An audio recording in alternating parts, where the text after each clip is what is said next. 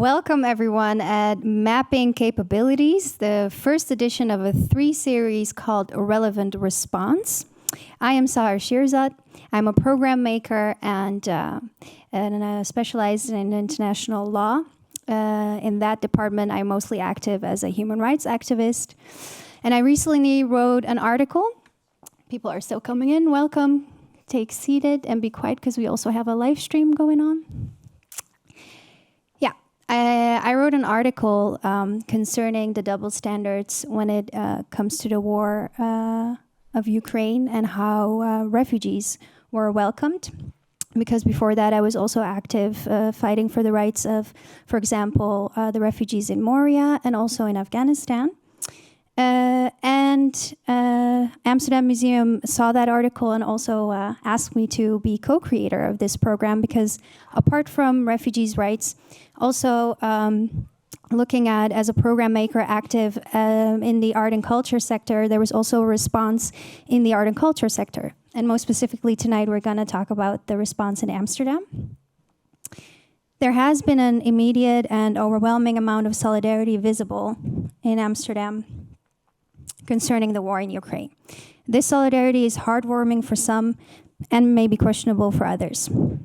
When we look at conflicts of the past decades, why does this one cultivate visible solidarity? This question is more specifically relevant to individuals in the art and culture sector originating maybe from non-Western conflict areas, representing a significant amount of this sector. How are they affected by this immediate response? To develop a relevant response and an inclusive and appropriate one takes self-reflection and dialogue with the ones who carry the war within their identities.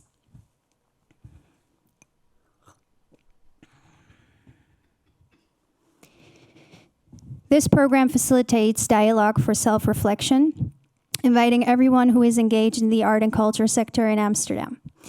Our speakers will cover the following questions. What can cultural institutions do in times of political conflict with war and violence worldwide? How do we define our role and how do we respond in a relevant and inclusive way? What helpful practices can we share? Who should we involve in the process? What are the vulnerabilities of doing so? And can we develop practices that align with our principles as individuals, but maybe also as institutions? Because there are also very big institutions in the art and culture sector, more specifically also in Amsterdam. And I would also like to say that this night is entirely interactive. We will work in groups in the second part, then the live stream will be turned off. But the persons who are present with us, welcome. Who are present with us here live will be able to work in groups, and we will have a Zoom session where the people who are in the live stream will be able to do a session with one of my colleagues here. This program is initiated by Amsterdam Museum, as I said, and Parkhouse de Zwijger. Together they recognized a need for this conversation to take place. And I would also like to invite them because we will do a kickoff talk about why there was this need that they recognized and the necessity that we should talk about this all together. And this would be a kickoff for the interactive part altogether. And oh yeah, I would also like to ask you to immediately ask questions if they pop up. Then I would like to invite Egbert Fransen, founder and director of Parkhouse de Zwijger, and Emma Waslander, program maker at Amsterdam Museum.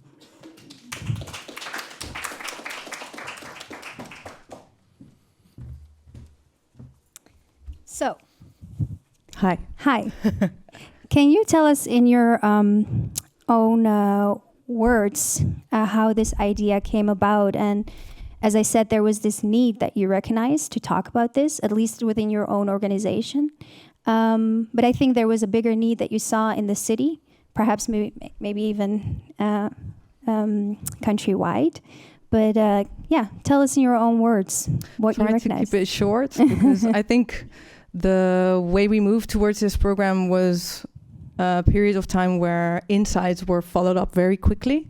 as Amsterdam Museum, we found ourselves in a situation where we were about to open a new location, which was situated at Amstel 51, where Hermitage at that time was also situated. So a lot, of course, when the invasion of Ukraine came along, and we started to question what's our position in this, and how can we do this correctly? How can we, have a relevant response in that sense of that specific situation at that time. But afterwards, we also had a lot of conversation with people who work for us. Me and my colleagues. I just started working for the Amsterdam Museum in February, so very short time I was there, but.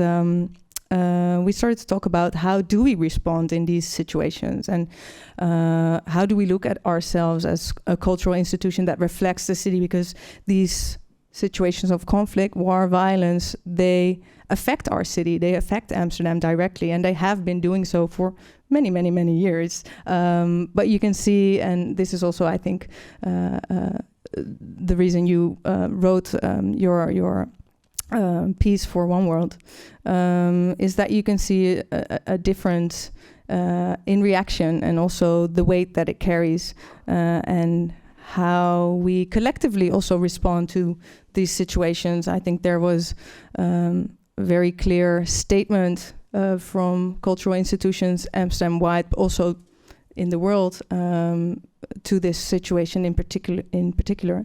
But we started to wonder, how do we want to grow and try to be self-reflective about this, and try to do better also in new situations, but also see what we can still do in situations that are currently also going on in the world. So if that sums it up a little bit. Yes, of course. And you mentioned that as a museum, you reflect the city.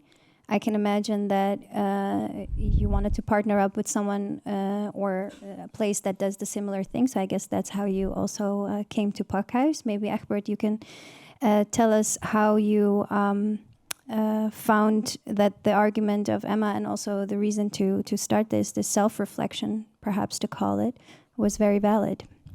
Well, we know each other as cultural institutes, and working quite often together. So it was good to have contact so fast about this. Same as Amsterdam Museum, we are busy with programming about all things happening in our city. So if things happening like a war in Ukraine, but before the war in Syria and Afghanistan and other places in the world, it comes into the city as well. So it comes to the city by coming people in, refugees coming into our city. So it's you can see it, you can feel it, you can. Everybody is talking about it, but it's also happening in the city by all these different people, all these migrants that were coming in after all these decades, hundreds of years. So the world is also inside Amsterdam every day. So yes, there is a war. There are constantly conflicts over the whole world, but those conflicts are also in our city. So when these I think that's beautiful what you're saying. So you're saying it's in our city because it's also within the people who came and migrated here, for example, from places of conflict and war. Is that what you're saying? Yeah, during all those decades, but also during all those hundreds of years, because we are a migrant city. So the whole world is in our city. Those 180 or 185 nationalities there are in Amsterdam. So everything is here. So if there are happening things over in the world, like these kind of wars, it's coming into your city. So you have to respond, and we try to respond, and that's why it's good to realize that all cultural institutions, all societal organizations have to respond because they are the city. So that's why it is great that we came together and thought it over and connected also to a couple of other cultural institutes.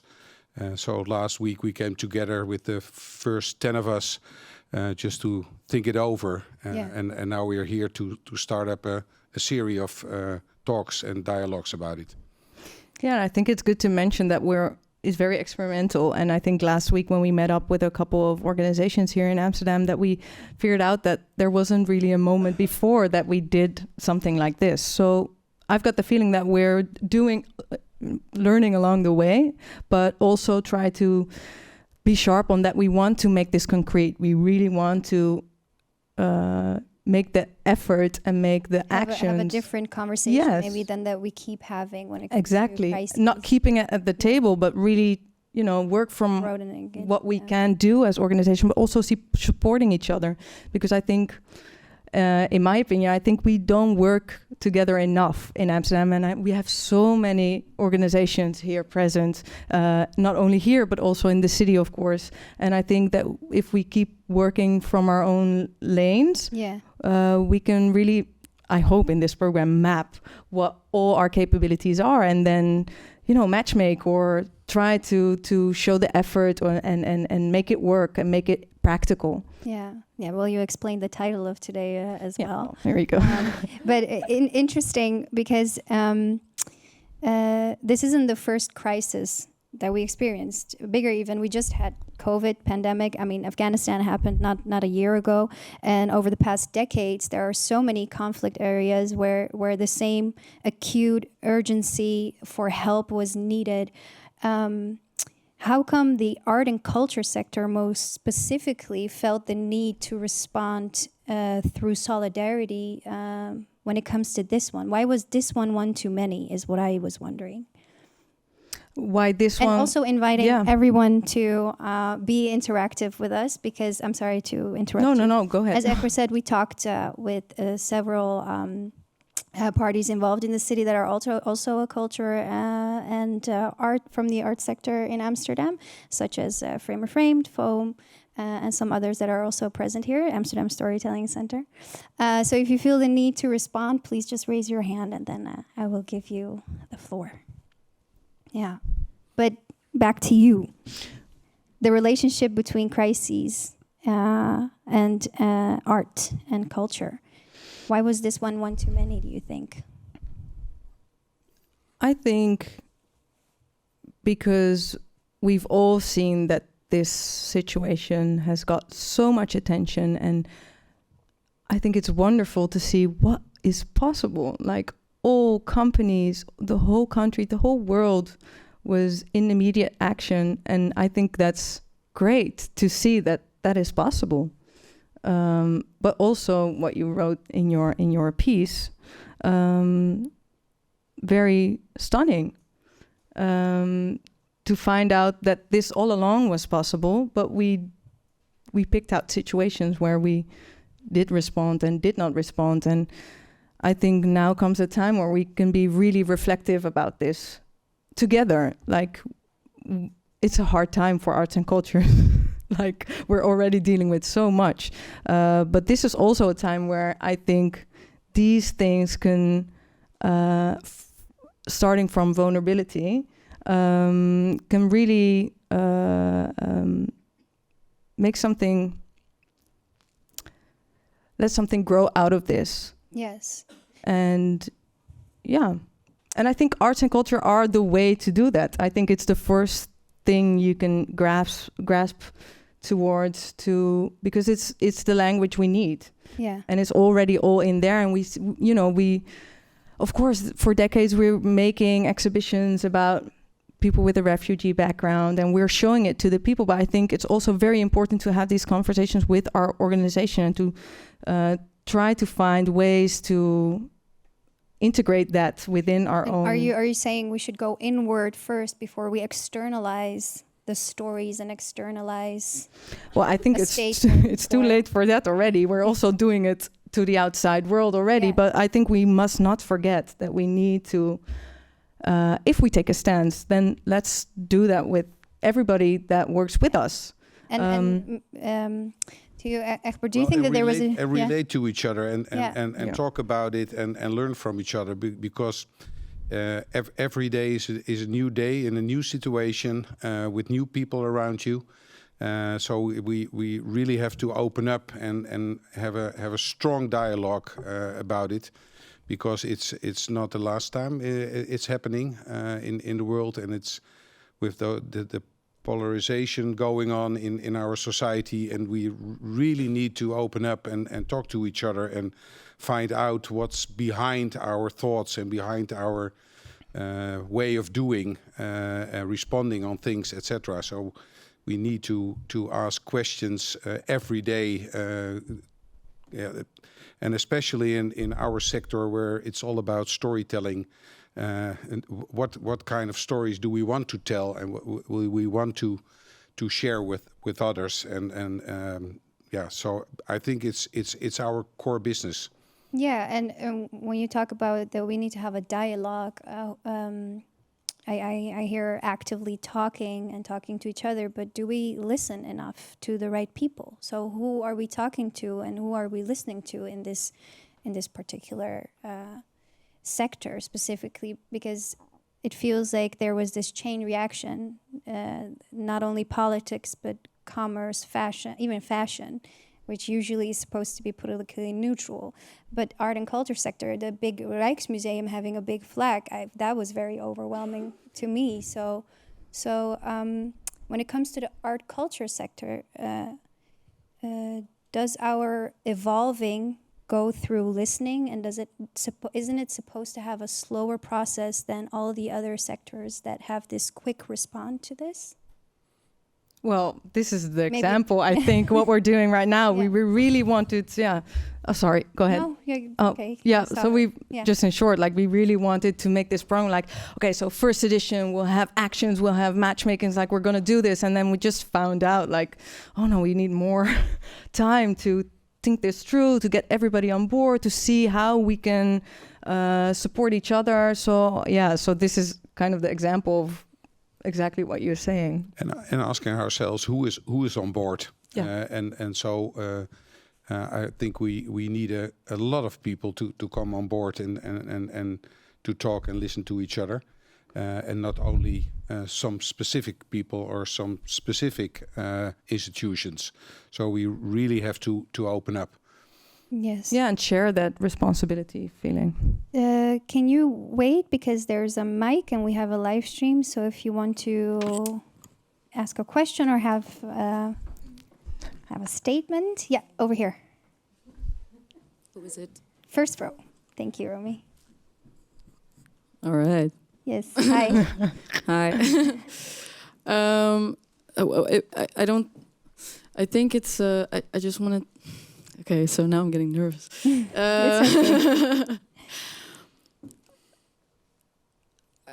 I think it's maybe also important to note that it's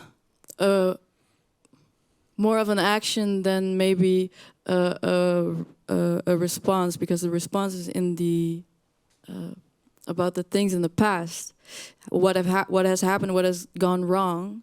What shouldn't have happened, and how it seems like we, in general, not in this thing, but in general, we keep on discussing the things that have happened that have gone wrong, instead of focusing that energy of why did this happen or didn't this happen, or why is this the war that brings to attention to that this is going on. Instead, redirect that energy indeed in finding the structures, and then instead of asking why, just ask, okay, so not even ask, just do how. I'm bad at formulating. How do we take action? Exactly. To do it better for all. So so towards that we know what inclusivity. went wrong. Yeah. And in general, we all want action. So. Because what I kind of wanted to know, because earlier you said that cultural sector is having a hard time anyway. So what I kind of feel in this sense, in this setting, and culturally, it's pretty much an okay stance to be pro-Ukraine. It's like there's no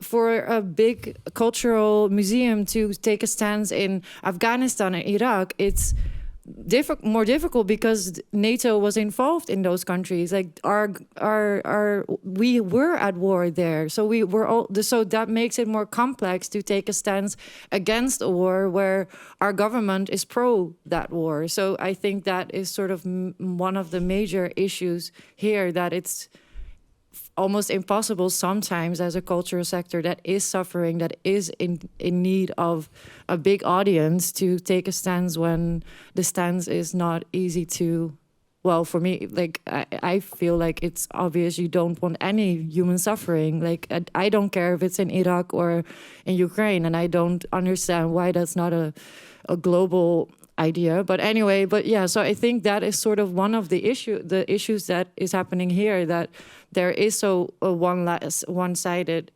acceptance in this regard, because and of not the common enemy, exactly, and the geopolitical relationship that you're having. Yeah, thank you. And that I think is with like Palestine and like Palestinian issue. It's like it's more it's more complex. You cannot, as a big organization, say like I'm pro. But that's interesting that you bring that in. So then maybe we should talk about how independent are we in our role as an art and culture sector, and can we afford it to be independent and have these statements? I mean, can you imagine having Rijksmuseum have a big Palestine flag out? That is for some reason way more controversial than now because of perhaps the common enemy. But my question then is, should we give in to that pressure that we are a part of this political tense situation, climate? And I mean, is it complex? Is war complex, or are we making it complex? So my question would be, what is our role as the art and culture sector? And do we give in to that pressure? Yeah. Do you want to react again? Yeah. Wait. Livestream? Okay, so my question is, I think, to you and then to you. So do you think that it's mostly kind of fear-driven, that some institutes don't feel the confidence to just go on and take a stand, because eventually they do get money from the government that is pro it, and also audience. But how do you think that? Do you even think that can cut loose from each other? I hear that someone next to you wants to respond. Yeah. I don't know if the live stream sees who's reacting, but it's somebody else then who just reacted. But that's okay. Yeah. Continue. Yeah, I think I cannot speak for a big organization, since Framer Framed is, I think, not a very large organization. But for us, it is quite easy to speak out. I think it is a luxury in the Netherlands that we can speak out as cultural organizations, and we should take that freedom.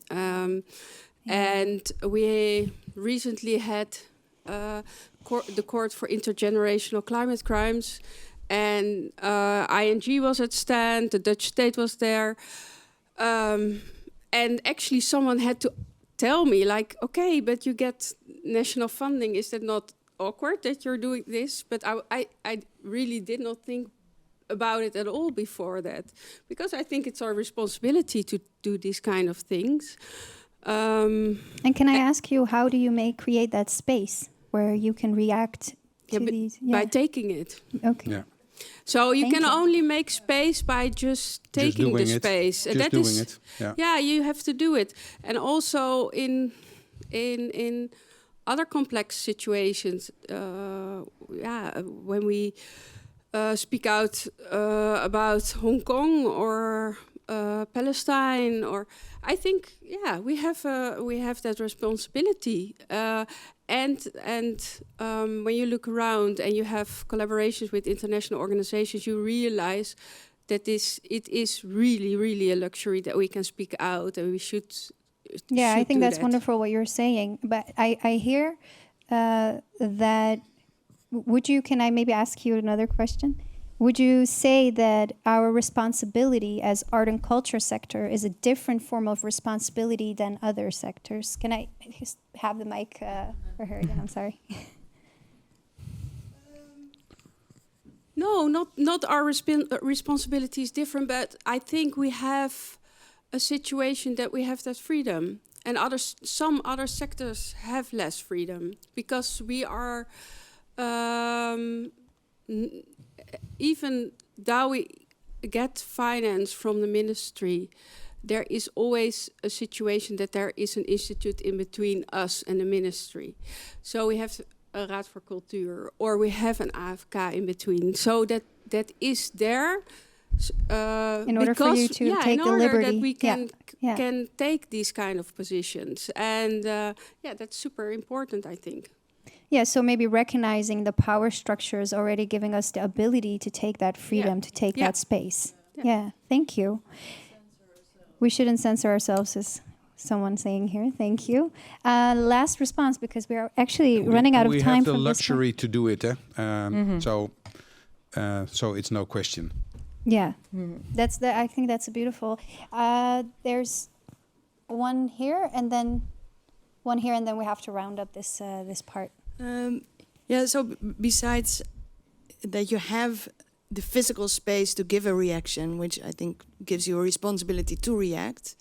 I also think that some issues like human rights are now considered, taking a stance for protecting human rights are now being considered as activism, which is just a basic right. So I think even on the very basic things that everybody can agree on, from Rijksmuseum to Framer Framed, or those are the basics. And at least in these issues, you should take a position and be fierce about it. So even let's find a common ground to start with that nobody is scared of, but which is already being put in a certain corner of activism, which it might not even be. Just speak up when you can. Yeah, maybe this is the opportunity to have presidents for that standing, the common ground that we can find. Romy, can I please ask you to give the mic to... So the question is, what's wrong with activism? Yeah, well, that's the question, right? The question is it, because not the live stream can hear, is it even activism if it's such a basic common ground that we need to partake in when it comes to human rights, basic human rights even? Yeah. Yeah, but in a way it is activism to speak out and not to be quiet or still. So it's I think it needs a kind of active role and coming out of your what do you say it? Lane, your passive role. To speak out, to connect to others, to organize a force. Even it is common ground. Then also. What I understood there, I understand what you're saying, Egbert, but what I understood there is if we create this climate where there's this big common ground that this is the basic human rights that we move from, that it wouldn't even be considered as activism anymore because it's not speaking out, it's something that we collectively do. Is that what I'm speaking for you, but maybe it's something that we can agree on, yeah. Oh, in the... Can you maybe? Yeah, but it's a truer belief of your practices, right? Yeah. But there's also the reality of those treaties not being adhered to, and then it becomes activism because there are breaches of basic human rights in very specific areas. Yeah. We're really running out of time, so maybe over here. Oh, I just wanted to call into attention another event that happened at the start of the year, and that of course it's not related to the human rights topic, but it's about call to action that I think was very interesting, and that was the hair salon yoga takeover that happened in January, and in which some of us participated as well. And it's something that had no precedent, and it's something in which big institutions also participated, and it also wants institutions that have big state support and that are well known. And why would that was very successful? Why couldn't we do that in have a similar creative response, but for these types of issues? What can we do and adjust? Because it's a successful case, and we can build from that. Yeah. But including, of course, the human rights addition that we wanted to make. Yeah. Do you want to shortly react to that, Emma, and then we have to round up? I think my answer would be too long, but try to make it short. I think I did not work for the museum at that time, but we were also taking part in this big action where we, let our voices be heard in this situation, which was very directly around us, of course. But I think we have to open up that all situations are directly around us, but we're closing our eyes for some.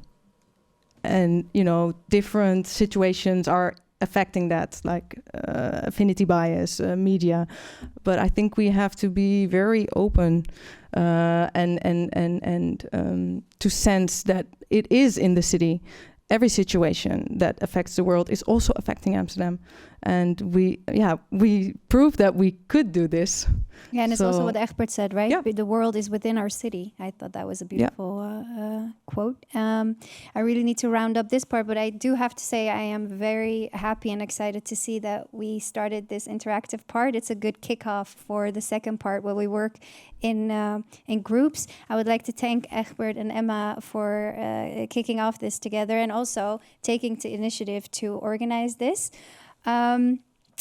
Now we come to a part where we'll have an intermezzo with Marjolein van Heemstra. She is our city poet. In Dutch is onze stadsdichter. And she has a poem for us today, and I will do a short Q&A with her after. Marjolein? So unfortunately, it's in Dutch, but I think it will be. Are there any English-speaking people here, or someone? You. It's you. So you will not understand this, but I can explain afterwards. Yes. I was asked to write this poem by the Parool. It's the newspaper of Amsterdam. And we will talk about it maybe later. I was a little bit surprised because it was only my second poem as a city poet, and they really wanted a poem about the situation in Ukraine. And I also read it at the Dam, the big manifestation, and it made me a little bit uncomfortable. But we'll talk about that. So it's called... In between, sorry, Yeah. I just have to say to the online, there are no subtitles, but there will be when you watch it back. So that's just what I wanted to say for the people who speak English live with us. Or you can wait for my international translation. So it's called De Eerste Zes. When the first six arrived, first six refugees. De eerste 6 kregen een bed en ruime plek op de voorpagina van een krant in de stom toevallige stad van landing. Onder hen een jonge vrouw met een profiel vol vakantiekiekjes. Haar reis werd halverwege vlucht. Ze arriveerde met de zee nog in haar haren, een tas vol zomerjurkjes. De eerste 6.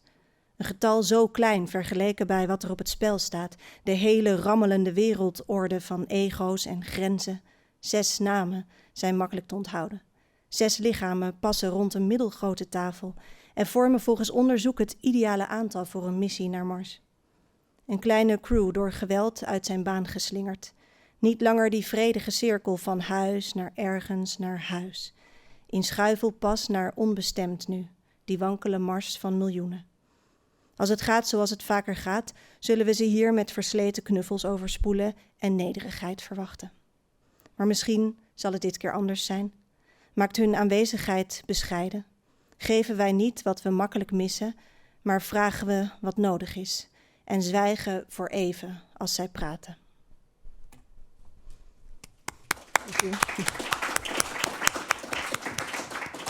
Thank you. Can you maybe, you said we're going to talk about this after the poem. Can you tell us a little bit how this poem came about? And I know you as an observer. You observe the reactions and you've observed a lot as well when it comes to solidarity in this city. Yeah, and can you also tell us how that feeling after writing the poem evolved about this solidarity? Well, first of all, of course, it's very clear, I think, all of us here, that I want to show my solidarity for this in this situation. It's horrible what's happening, and I feel very much for that. But at the same time, I think we also, a lot of people here share this. I was really stunned by all the flags, and I'd been on vacation, and I came back, and there was all these Ukrainian When you flags. came back, yeah. Yeah, and it hurt me a little bit because we all know what's going on. We all know how many people suffer in how many places, and it really amazed me that so many big institutions were just so sort of. I was really stunned by it. Maybe because I'd been away for a week, so I was sort of out of it, and then I came in, and it made me think of something that maybe I can bring into the discussion. Yeah, because you also you're a writer. I didn't introduce what you do more. You're more than a city poet. Well, I write a lot about time and space, as you know, and space travel and time travel. Well, but then also about long-term thinking. And I was thinking that actually, for example, the reason I wrote this poem is because I was asked to. And I was asked to because there was so much in the media. So everyone was talking about it. And then the Parool they wanted me to talk about it as well. So they were a little bit annoyed that I hadn't written it yet, calling me up, like, where is the Ukrainian poem? And I thought, so then I wrote it. And I think it happened like that. I mean, I feel what I wrote, but I think it happened to a lot of us. So you feel like it's a response because someone is asking. It's like an immediate response. And here, I hope I can explain this right, but I have the feeling that we talk about activism all the time, but we never talk about how activism is actually related to our neoliberal capitalist way of living. Yeah. It's like you have to consume, you have to produce, you have to react, you have to respond. There's no time. Quick. It's quick. Yeah. It's quick because if it's quick, you cannot think. Yeah. And you cannot actually change something, because if you're fast, there's no way you can take a detour, because you will. Do you think that as an art and culture sector, we are supposed to be quick, or should we? Well, I would say both. Yeah. I mean, it's good to react. It's good to be activistic. Is that a word? Yeah. I don't know. But at the same time, I wanted to show this little thing. Yeah, there's a. Is it here? Part of your book? Yeah, so I don't know, maybe someone knows this. It's not mine, I stole it. It's from Stuart Brand. It's this old white man. Sometimes they have good ideas. But then it's a pace layering. So he actually says he recognizes 6 pace layers that the world sort of goes through. And there's this lovely interpretation that he wrote with it, which I like very much. He actually says you need all these layers in the world. And if they are not all respected, you lose balance. And you can immediately see that we do not at all respect all these layers. But the nicest thing is that this interpretation, so you see it's from fast to slow. And you see that culture is very slow. And you can ask yourself, is art part of fashion or is it culture? I would hope maybe both, right? We also want to be in the deep layers of the people, of the mind. And then here's this. So he says, fast learns, slow remembers. Fast proposes, slow disposes. Fast is discontinuous, slow is continuous. Fast and small instructs slow and big by accrued innovation and by occasional revolution. Slow and big controls small and fast by constraint and constancy. Fast gets all our attention, slow has all the power. And I think that's such an interesting way of looking at processes. So this could also be a power structure. It is, yeah. It's sort of how the world works, and it's all necessary. So it's no use saying we shouldn't be fast, or you should be everything together. But it's very interesting, I think, to think about what these big institutions like Rijksmuseum is obviously, I mean, that's culture, it's slow. But then, and they suddenly respond this quick. But the whole sector did. So where I think I really like this initiative. And I think this is a sign that there's also on the deeper levels, there's this sort of slowness now of thinking about this, talking about this. And am I taking too much? No, not at all. I would really be strict on that. We 7 are running a little bit later, Yeah. but we took that into account. So don't rush This yourself. is maybe just something but, to take with us, you know. It's very important. I think this, what I asked you is to open our minds before we go into the session. I think you are doing more than that even. I would like to ask you a last question. I think some of us really want to have this handout and, and take it with them because they're already inspired. At the end of the poem, you say in Dutch, maybe humility is what suits us now. I'm directly translating. I hope I do it correctly. It's your poem. But maybe it's time to have humility and to listen instead of maybe respond to the needs of such as a refugee in what we think they need by giving them our stuff that we don't need anymore, or I don't know, just these quick responses. So how do you think, in your opinion, the art and culture can take that role? Well, I really like this initiative. I like sitting here, thinking together, and maybe thinking about the questions we can ask instead of the responses we have to give. Maybe think about long-term initiatives that can actually, because if you talk about, I was just looking up the etymology of solidarity, and I thought it's funny how there's something solid in the word. So it's about strengthening something. So if we want to be solidaire, what's that in English? If we want to show solidarity, it's about you want to strengthen someone or some group, or you want to sort of be there, right? Like stand with them. To have a solid chain almost, or front. That's how it sounds. And I really don't think you do that by waving a flag. You just don't. Because you have to take the flag down some point, right? You're not forever going to have that flag. And then what did you strengthen exactly? So I think you're thinking more long term. What is more sustainable? Yeah, because these people are, people who take refuge here. It's been said they've been here for hundreds of years. And every time we have this new people coming in, it's always like, oh, what do we do? What do we do? As if we have skill to invent down, something we again. skill up, and you can also say as a society or as a sector, like, okay, so we have it's a continuum. It's a continuous thing. There's always people on the run. There's always people seeking shelter. How can we, for all these people, sometimes they come from this place, sometimes from this place. How can we, in our structure, build in a space for people like that? No matter where they come from, no matter the hype. I think you really opened our minds. Thank you for that. And I think we can take this with us. It's like, what is the definition of solidarity? What role fits in best for us in that? And how does that reflect in our policy? And as a art and culture sector, how do we slow down and when do we move fast? Thank you. Thank you. Can I have a big round of applause for Marjolein? I hope you will participate in our sessions. This is the part, unfortunately, for the live stream where the live stream stops, but there is a Zoom link. If you are watching through YouTube, you can go to the website of Parkhouse. There's a symbol of Zoom link, and you can click that and participate in the sessions together with a colleague of mine. Over here, we will have instructions in how we are going to have those sessions. But for now, I want to say goodbye to the live stream, and thank you for watching this part of the program.